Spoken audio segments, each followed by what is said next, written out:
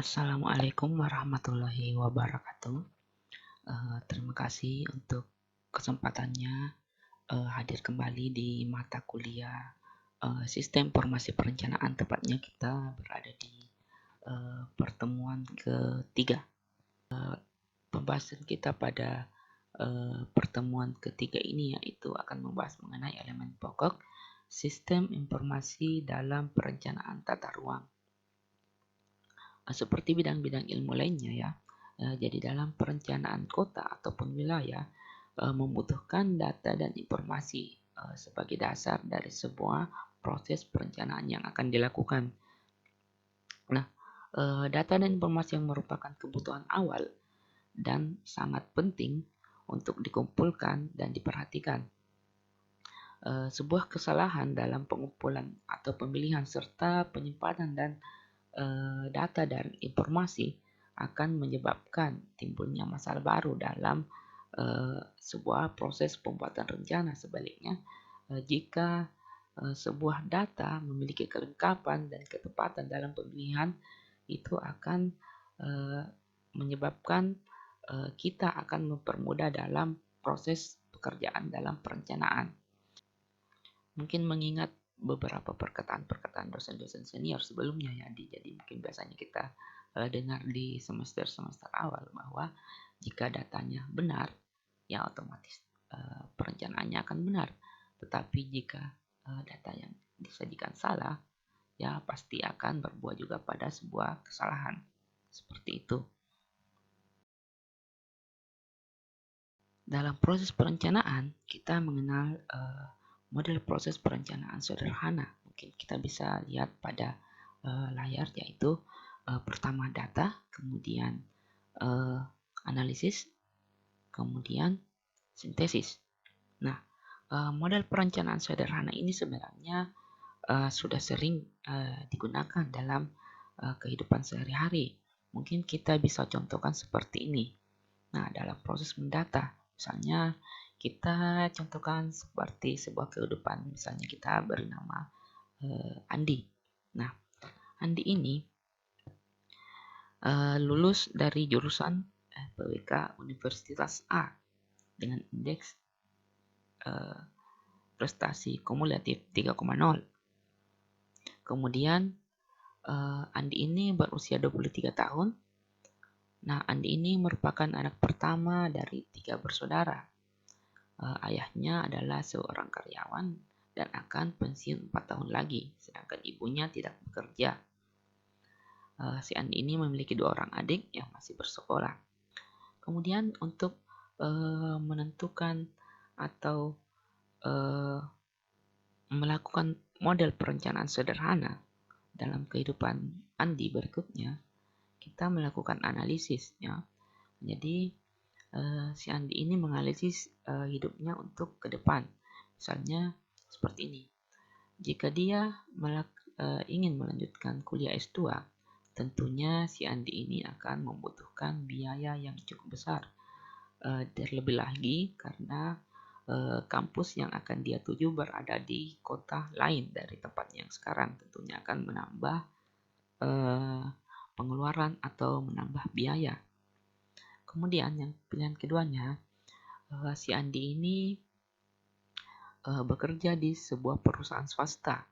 Nah, tentu saja bekerja di perusahaan swasta untuk saat ini mungkin masih belum bagus untuk karirnya si Andi yang belum jelas. Tetapi di sisi lain, si Andi akan mendapatkan pemasukan dari hasil kerjanya yang cukup lumayan. Nah, kemudian pilihan ketiganya itu bekerja di instansi di instansi pemerintah. Nah, tentunya bekerja di instansi pemerintah ini hanya sebagai tenaga kontrak.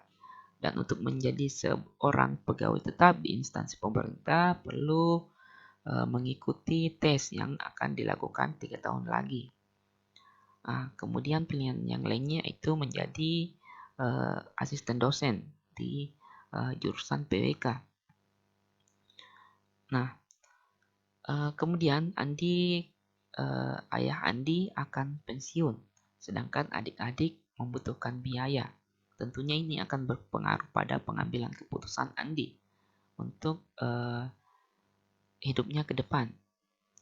Kemudian pilihan terakhir yaitu melaksanakan pernikahan atau menikah. Ya tentunya, tapi si Andi ini belum punya pacar. Nah, kemudian Andi melakukan sintesis atau sintesa pada kehidupannya. Apa yang akan dilakukannya setelah kedepannya lulus sebagai sarjana PWKS 1. Nah, pilihan yang harus diambil Andi yaitu bekerja di perusahaan swasta agar dapat meringankan beban biaya orang tua. Dan jika memungkinkan, si Andi bisa bekerja paruh waktu sebagai asisten dosen. Kemudian ia baru mendaftar di instansi pemerintah yang akan digelar 3 tahun lagi.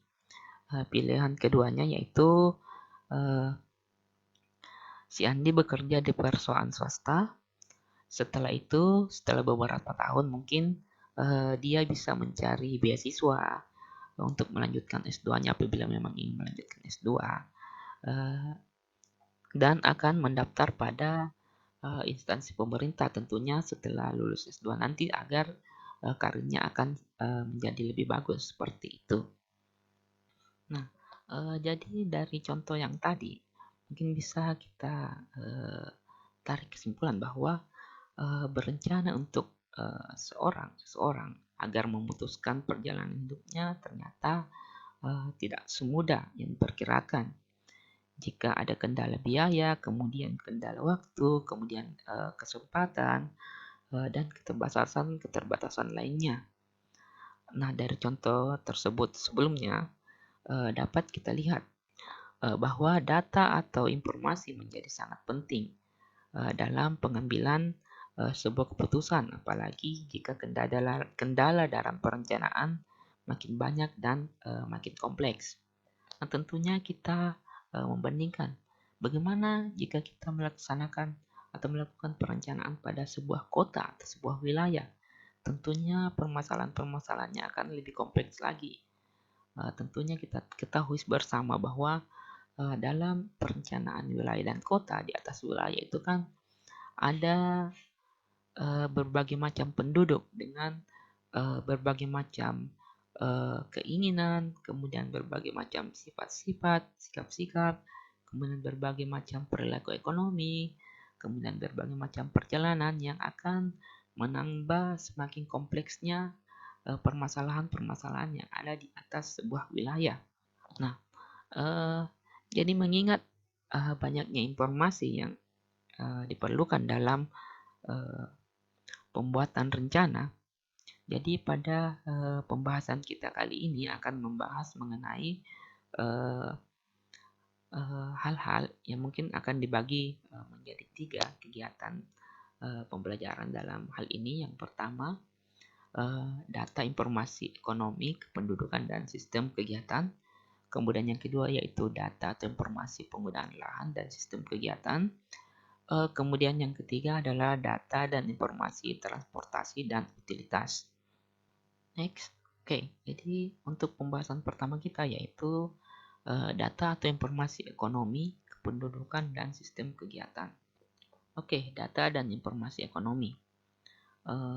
Pengetahuan dan informasi mengenai struktur informasi ekonomi di sebuah perkotaan sangatlah penting dalam melakukan analisis penggunaan lahan.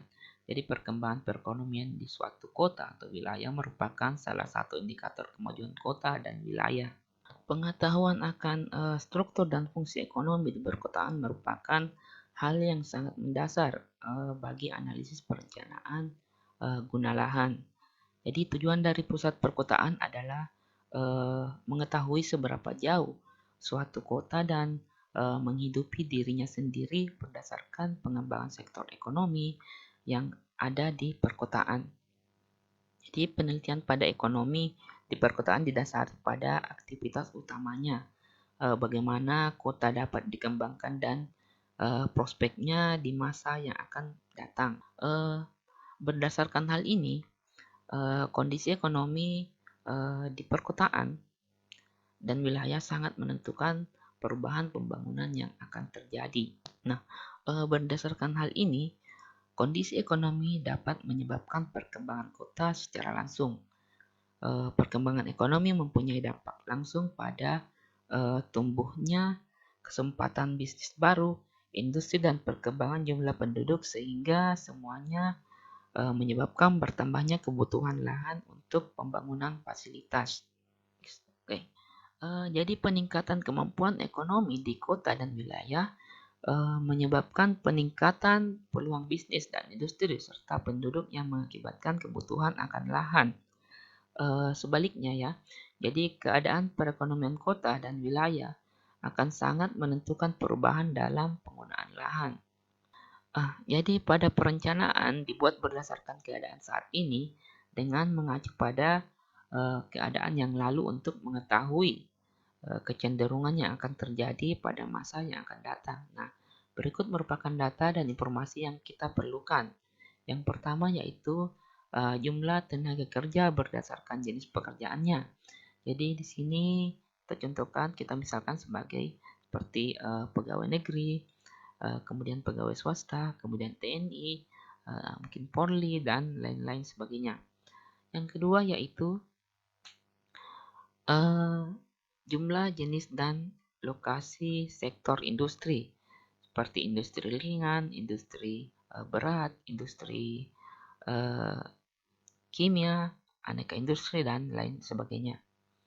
Yang ketiga yaitu jumlah jenis dan lokasi perdagangan, seperti grosir, eceran, kemudian pasar, pasar tradisional, swalayan, kemudian pusat-pusat perdagangan, kemudian mall, dan lain sebagainya.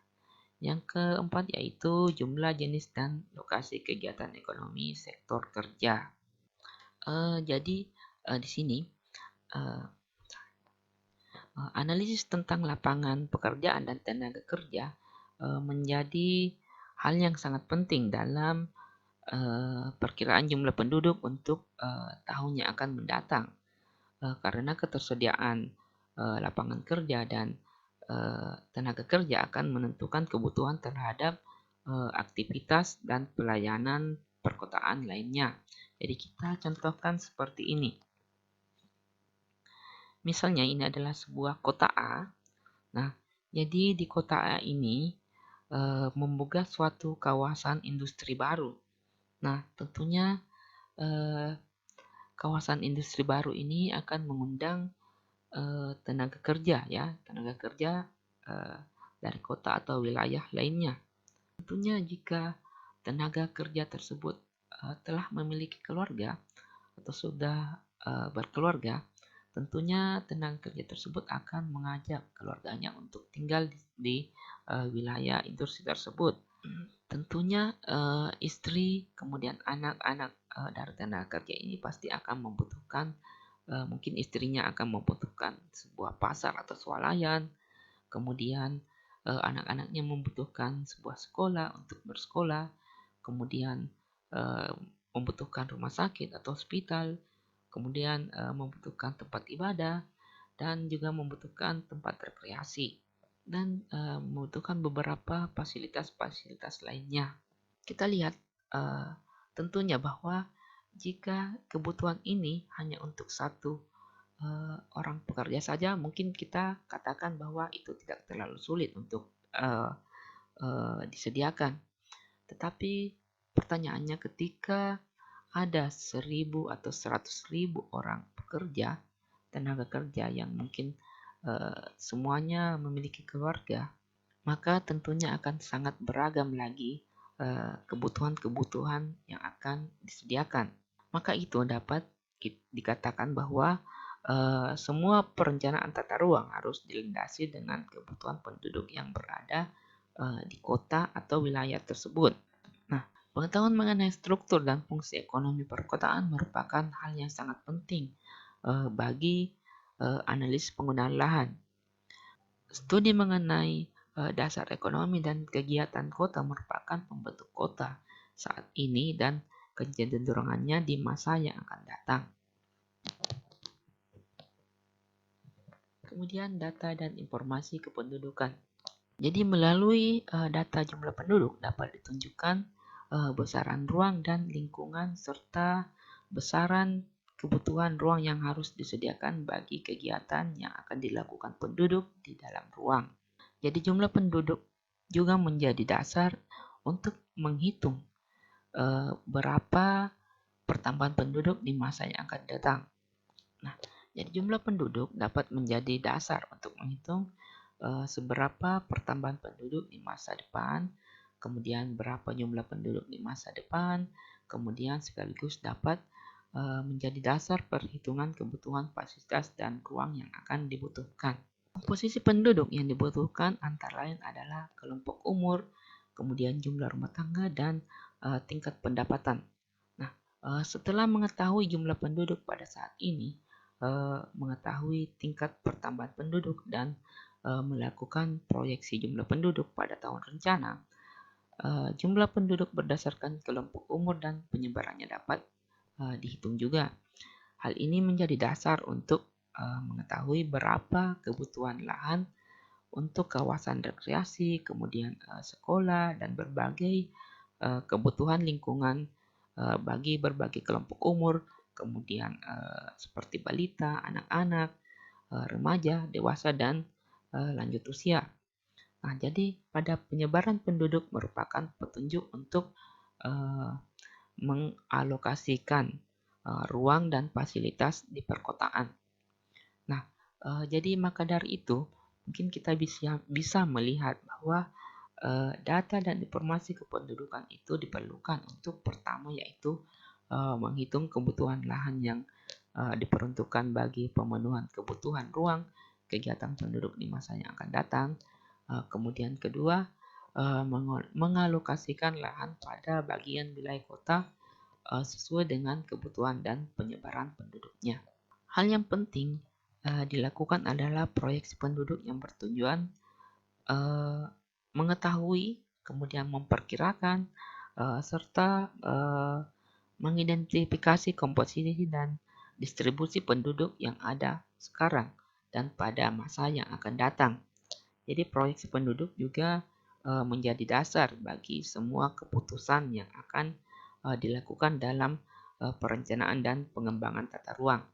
Jadi mungkin kalau kita berbicara mengenai proyeksi penduduk, mungkin teman-teman telah melalui beberapa pembelajaran khususnya terkait dengan proyeksi penduduk ini mungkin di mata kuliah statistika, kemudian diterapkan di mata kuliah studio perencanaan wilayah, studi proses, dan lain-lainnya. Mungkin sudah kita pelajari sebelumnya bahwa beberapa model-model yang mungkin ada model linear, kemudian model bunga berganda, dan sebagainya. Mungkin kita tidak akan bahas di mata kuliah ini. Nah, kemudian kita lanjut pada data informasi sistem kegiatan. Nah, dalam merencanakan tata ruang, perencana dihadapkan pada dua tugasnya, yaitu yang pertama adalah mengidentifikasi dan mengartikan sistem kegiatan dan pemilihan kualitas lokasi yang ada. Kemudian yang kedua yaitu menggunakan data dan informasi mengenai perubahan yang terjadi di masyarakat untuk mengantisipasi pemilihan kegiatan yang berhubungan dengan ruang serta kualitas pemilihan ruang bagi perorangan ataupun rumah tangga dan perusahaan. Jadi dalam rencana tata ruang selalu memperhatikan penduduk, kegiatan, dan tempat kegiatannya. Untuk itu perencana harus memahami sistem kegiatan penduduk agar dapat merencanakan pembagian ruang dan penataan guna lahan sekaligus mengatur penyebaran penduduk dalam sebuah ruang. Nah, kegiatan yang dilakukan penduduk setiap harinya sepanjang tahun sebaiknya diidentifikasi agar dapat mengetahui bagaimana merencanakan kebutuhan ruang penduduk dan apa yang menjadi faktor penentu dalam pemilihan ruang untuk kegiatan. Jadi seperti ini. Kita contohkan pada kegiatan sebuah rumah tangga. Tentunya pada sebuah kegiatan rumah tangga, rumah tangga kan terdiri atas mungkin ayah, ibu, kemudian anak, mungkin entah 1 atau 2 anak. Nah, kegiatan rumah tangga itu meliputi pertama yaitu kegiatan bekerja, kemudian kegiatan berbelanja, kemudian kegiatan bersekolah, kemudian kegiatan kesehatan, ibadah, kemudian rekreasi. Nah, dari semua kegiatan tersebut, mungkin ini akan memicu adanya sebuah sistem pergerakan ya. Mungkin tujuan dari rumah ke tempat bekerja, kemudian dari rumah ke tempat bersekolah, kemudian dari rumah ke tempat berbelanja, kemudian dari rumah ke tempat kesehatan, dari rumah ke tempat rekreasi dan ibadah. Nah, jadi seorang dalam menjadi perencana, tentunya kita harus memahami sistem-sistem kegiatan tersebut agar dapat menyediakan ruang yang sesuai dengan berbagai sistem kegiatan yang akan terjadi dalam ruang tersebut. Seperti itu. Pembahasan 2. Jadi pembahasan 2 ini mengenai data informasi, penggunaan lahan, dan lingkungan. Data atau informasi penggunaan lahan. Nah, tentunya kita ketahui bersama bahwa penggunaan lahan adalah hasil dari berbagai dominasi kegiatan penduduk dalam suatu kawasan. Misalnya pada penggunaan lahan industri, dominasi kegiatannya adalah fungsi industri. Itu juga dengan perumahan. Perumahan memiliki kegiatan dengan fungsi yang dominan perumahan. Kemudian fungsi perdagangan sama dan seterusnya. Pola penggunaan lahan terjadi karena adanya suatu fungsi kegiatan kota pada suatu bagian kota tertentu.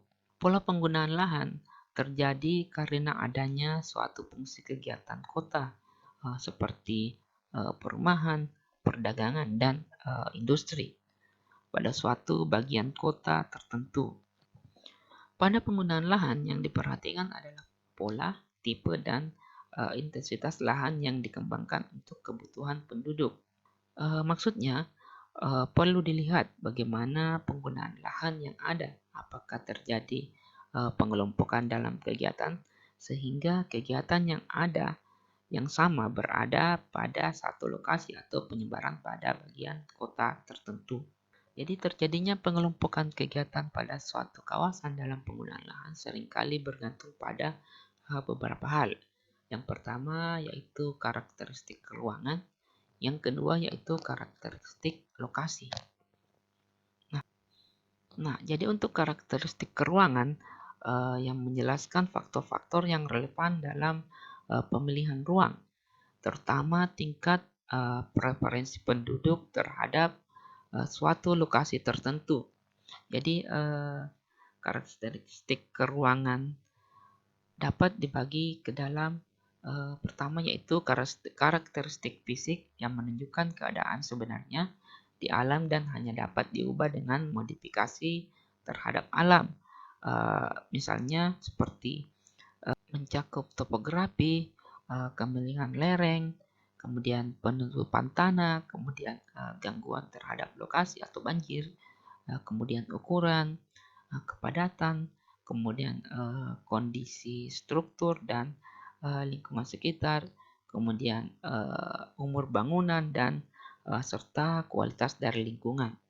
Yang kedua yaitu karakteristik lokal yang ditunjukkan dengan keadaan pola ruang kota, struktur binaan manusia, dan nilai-nilai sosial. Jadi pada bagian ini mencakup tingkat sosial lokasi lahan, kemudian jarak yang dekat dengan jalur transportasi, kemudian aksesibilitas untuk bekerja, kemudian aksesibilitas untuk berbelanja, kemudian aksesibilitas untuk pemasaran dan pekerja, serta kedekatan dengan pembangunan yang sedang berjalan dan kedekatan dengan pengguna. Kemudian yang ketiga yaitu karakteristik institusi yang walaupun tidak terlihat mengikat status ataupun peraturan pada kawasan yang ada. Nah, jadi pada bagian ini mencakup semua peraturan pelayanan kemudian kebijakan untuk utilitas kota seperti izin mendirikan bangunan sesuai peruntukannya. Kemudian kita masuk pada data informasi lingkungan. Jadi pada saat ini rencana yang dibuat sudah harus memperhatikan faktor lingkungan karena kota harus direncanakan untuk senantiasa berada pada lingkungan yang lestari. Nah, banyak kota di dunia yang awalnya tidak memperhatikan faktor lingkungan dan pada akhirnya akan menjadi kota yang merusak hidup, bukan hanya fisiknya, tetapi juga akan mengakibatkan penduduknya mengalami penurunan kualitas hidup. Di sini, pertimbangan faktor lingkungan bukan merupakan sesuatu hal yang baru untuk penggunaan lahan karena kedua hal ini harus saling melengkapi. Eh, Data dan informasi penggunaan lahan berbicara mengenai bagaimana ruang dimanfaatkan penduduk untuk kegiatannya, sedangkan data atau informasi lingkungan berbicara mengenai keadaan alamiah ruang dan dimanfaatkan penduduknya. Beberapa data atau informasi terukur yang dibutuhkan dalam hal ini adalah pertama yaitu fisik, kemudian lingkungan. Yang pertama yaitu karakter tanah yang meliputi tipe tanah, kemudian karakter tanah, kemudian jenis tanah, kemudian potensi kesuburan tanah dan lainnya. Kemudian yang kedua yaitu geologi yang meliputi karakteristik batuan, kemudian keunikan batuan, kemudian gangguan alam dan sumber daya mineral. Yang ketiga yaitu topografi, di mana topografi ini meliputi uh, elevasi, kemudian orientasi, serta fisiografis. Uh, yang keempat yaitu vegetasi. Vegetasi yang dimaksud yaitu hutan dan tanaman. Yang kelima yaitu hidrologi. Hidrologi meliputi bentukan air, apakah itu air danau, sungai, kemudian lautan, pantai, pesisir, dan lainnya serta semua badan air. Yang uh, yang terakhir yaitu lanskap alami dan budaya yang memiliki nilai estetik, rekreasi, ilmiah, sejarah dan budaya. Kemudian lanjut ke lingkungan. Lingkungan ini meliputi kualitas flora, fauna dan air, kemudian ekologi yang meliputi habitat fauna, keanekaragaman hayati, flora dan fauna, langka, kemudian dilindungi dan serta lainnya. Yang ketiga yaitu baku mutu lingkungan di mana meliputi air dan udara serta lahan. Yang keempat yaitu iklim. Iklim ini meliputi suhu, kemudian kelembaban, kemudian angin dan lainnya. Nah, kita masuk pada pembahasan yang ketiga yaitu data atau informasi transportasi dan utilitas.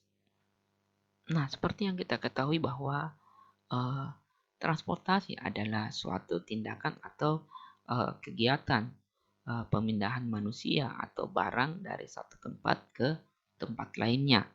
Jadi secara umum hal ini menunjukkan bahwa sistem transportasi melibatkan 4 komponen utama yaitu faktor manusia di mana manusia adalah sebagai pengguna jalan, kemudian pejalan kaki, pengemudi atau pengendara kendaraan, kemudian faktor kendaraan di mana faktor kendaraan adalah fungsi kendaraan sebagai sarana angkutan. Kemudian faktor jalan di mana kondisi jalan yang digunakan dalam berkendara yang akan mempengaruhi kemampuan pengemudi dan kendaraan dalam perjalanan. Dan yang terakhir yaitu faktor lingkungan jalan yang meliputi lokasi, jalan, iklim, dan volume lalu lintas. Nah, jadi berdasarkan sosialisasi Undang-Undang Nomor 22 Tahun 2009 tentang LLAJ, ya, jalan dibedakan berdasarkan kelas jalan. Yang pertama yaitu jalan nasional, kemudian jalan provinsi, kemudian jalan kabupaten, kemudian jalan kota. Kemudian untuk hierarki jaringan jalan itu sendiri dibedakan atas dua, yaitu pertama sistem jaringan jalan primer, kemudian sistem jaringan jalan sekunder. Mungkin kita pernah pelajari di mata kuliah eh, transportasi, mungkin manajemen transportasi dan studio transportasi. Kemudian untuk jalan berdasarkan fungsinya itu dibedakan menjadi pertama jalan arteri primer, kemudian kolektor primer dan lokal primer.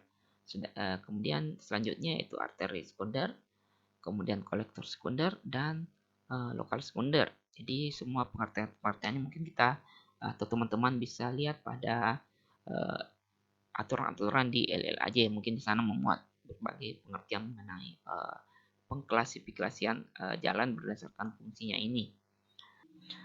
Nah, kita masuk pada pembahasan data atau informasi utilitas. Jadi, pada pembahasan data informasi utilitas ini yang dicakup yaitu uh, yang pertama adalah jaringan drainase. Ya, kita ketahui bahwa jaringan drainase adalah prasarana yang berfungsi mengalirkan air permukaan ke badan penerima air atau ke bangunan resapan buatan yang harus disediakan pada lingkungan perumahan di perkotaan. Kemudian jaringan air bersih. Jadi jaringan air bersih yang harus disediakan pada lingkungan perumahan di perkotaan adalah kebutuhan air bersih, jaringan air bersih, keran umum dan hidran kebakaran. Kemudian untuk jaringan air limbah, jadi jaringan air limbah ini adalah septic tank, kemudian bidang resapan dan jaringan pemipaan air limbah. Kemudian lanjut ke jaringan persampahan yaitu seperti gerobak sampah, kemudian bak sampah, tempat pembuangan sementara atau TPS dan tempat pembuang air yang biasa kita sebut dengan TPA. Kemudian jaringan listrik adalah penyediaan kebutuhan daya listrik dan penyediaan jaringan listrik. Dan terakhir yaitu untuk jaringan telepon meliputi kebutuhan sambungan telepon dan jaringan telepon. Jadi cukup sekian ya materi kita pada siang hari ini. Jadi untuk selanjutnya saya akan mengupload kuis. Silahkan dipantau terus lenteranya. Saya akan mengupload kuis di lenteranya masing-masing. Sekian. Assalamualaikum warahmatullahi wabarakatuh.